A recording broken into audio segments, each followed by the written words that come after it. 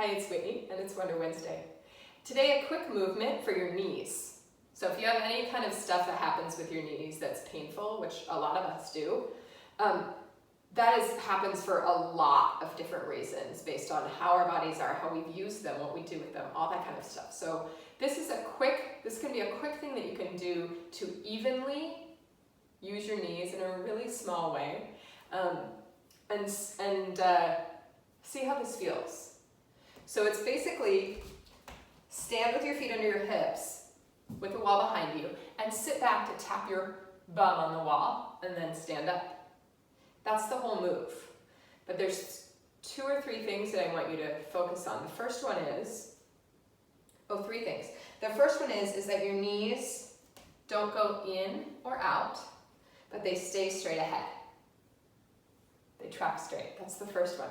The second one is, from the side, that there's not too much forward. So that your shins, attempt to keep your shins as vertical as possible. And that one goes into the third one, which is really keeping the weight back in your heels. So those 2 go together. Keeping the weight back in your heels will keep your shins vertical. And then you can use the wall for support. You can either start out here, sort of find a good distance. For me, a foot is too much at my height. So a little bit will go, a little bit of movement away from the wall or towards the wall might make a big difference. So you can start out with your hands, find a good place, and then push down with your heels to come up.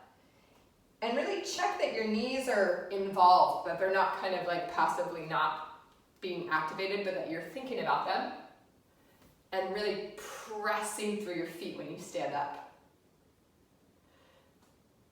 You can do it 10 times, 3 sets of that, 3 times a day.